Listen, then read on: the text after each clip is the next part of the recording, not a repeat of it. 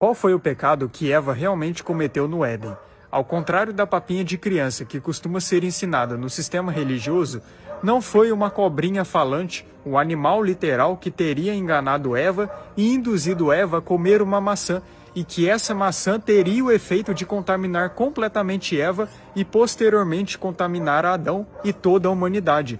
Não foi isso que aconteceu. Foi algo muito mais sério, muito mais grave, por isso que as consequências foram tão piores. E primeiro, para já deixar bem claro, não foi uma cobrinha falante, um animal literal que enganou Eva. Foi o próprio Satanás que enganou Eva. E Satanás era chamado de a serpente devido à sua antiga patente angelical, que era de serafim.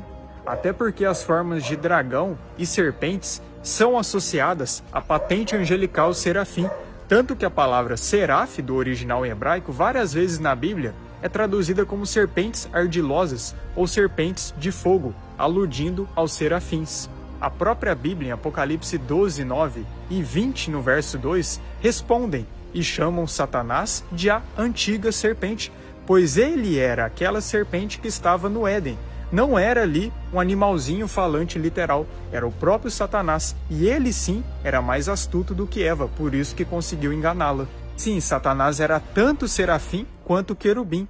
Alguns anjos que possuíam um nível de alta confiança do Criador e uma alta capacidade possuíam mais de uma hierarquia, como era o caso de Satanás. Dito isso, então vamos à transgressão que Eva realmente cometeu. Eva consumiu do fruto da árvore do conhecimento do bem e do mal. E árvores no campo espiritual, como era o caso do Jardim do Éden, são pontos específicos de energia, e não árvore como nós conhecemos nessa dimensão que hoje nós estamos. As árvores do nosso mundo apenas apontam para como é a árvore no campo espiritual. Só que é diferente. Tudo no mundo espiritual é a base de energia, frequência e vibração. O interessante é que a palavra conhecimento, nesse contexto da árvore do conhecimento do bem e do mal, no original, é Da'at. E Da'at deriva de outra palavra hebraica, que é Yada. E Yada é o verbo conhecer no hebraico. E o curioso é que o verbo conhecer no hebraico, várias vezes na Bíblia, aludem a relações íntimas, como no contexto de Gênesis 4:1, onde fala que Adão se deitou com a sua mulher, e ali a palavra original utilizada é Yada, pois no hebraico são utilizados vários eufemismos para indicar as relações íntimas. Então, notando o significado das palavras no original desses contextos, dá para se perceber que esse fruto da árvore do conhecimento do bem e do mal estava completamente ligado à parte de reprodução, à parte de relações íntimas. E esse fruto era uma energia tão forte dessa árvore do conhecimento do bem e do mal, capaz de alterar completamente o sentido de quem consumia esse fruto. E quem não estava preparado o suficiente para consumir dessa energia, a pessoa simplesmente se corromperia.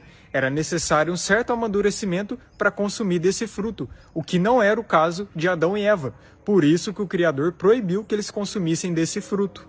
Então Eva consumiu desse fruto e seus sentidos das partes de relações foram abertas.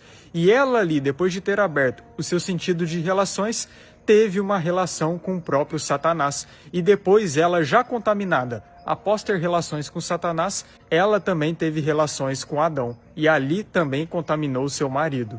E a prova de que o contexto realmente indica isso é que em Gênesis 3:7, quando fala que Adão e Eva conheceram que estavam nus, a palavra original que é traduzida como conheceram é Yada, a mesma palavra que algumas passagens da Bíblia aludem a relações, como o caso de Gênesis 4:1. É por isso que após o pecado, Adão e Eva ficaram com vergonha e cobriram suas partes íntimas. Antes eles não tinham vergonha, mas após o pecado eles cobriram suas partes íntimas. Se o pecado não teve nada a ver com essa área, como é pregado no sistema religioso, então por que eles cobririam logo as partes íntimas? Se em tese não tem nada a ver, por que as punições de Eva foram exatamente direcionadas a essa área? Eva foi punida a sofrer dores de parto. Eva tinha em seu ventre duas sementes, duas linhagens, e Eva foi considerada a mãe de todos os viventes, e o desejo de Eva seria para Adão. Todas essas punições de Eva indicam que o pecado foi exatamente nessa área, de relações, de reprodução.